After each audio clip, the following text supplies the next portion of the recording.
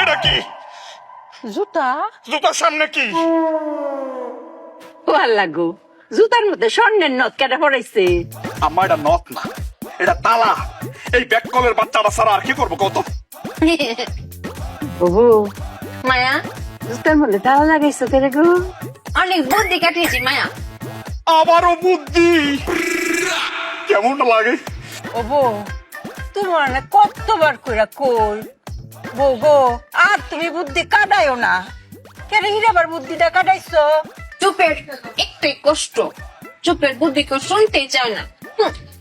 ওফু, কষ্ট যখন একটা, কষ্ট একটু পরে শেষ হইব। এই দেখ, তেলা কুচা পাতার বাটনা বাড়াইছি, মাথা দিয়াম, মাথা করে টান লয়ে ফুবো। শেষ মাসে ইহার বুঝা কিনালাই আমরা। কও ক। মায়া, পরশুদিন নজরুল ভাই বাড়িতে চুরি হয়েছিল না, জুতা চুরি হয়েছিল। তখন আমি বুদ্ধি কাটিয়ে বের করেছি, এই চোর যদি আমাদের বাড়িতে আসে জুতা চুরি করছে, তখন এই জন্য জুতাতে তালা মেরে রেখেছি। ভালো করেছি না মায়া? ভালো করেছি না স্বামী? বুদ্ধি গো মায়, তুমি অনেক বুদ্ধি কাটাইছো।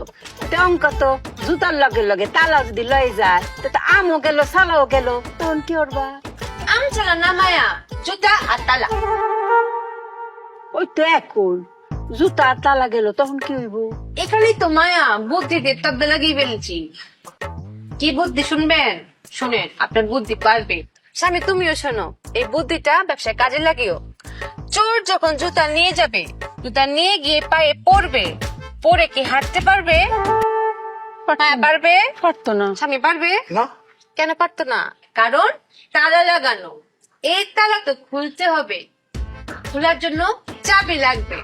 তখন চোর চাবি খুঁজতে খুঁজতে খুঁজতে খুঁজতে চুপিয়ার কাছে আসবে, এসে বলবে চুপি আপা, চুপি আপা চাবিটা দেন।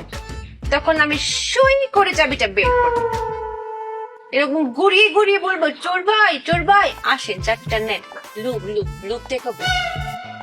তখন ও লোভে পড়ে চাবি নিতে আমার কাছে আসবে, তখন কপ করে ধরে ফেলবো। এটাকে বলে চোরদারের কল। ফাট ফাট মেশিন পেতেছে, বুঝেছেন মায়া? অনেক বুদ্ধি কাটিয়েছি না?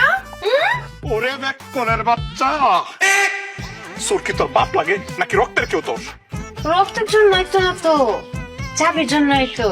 কারণ চাবির চুপির কাছে। আম্মা, এই জুতাটা বাইরে কিন্তু ব্যাককলের বাচ্চারা মাইরা বলামু।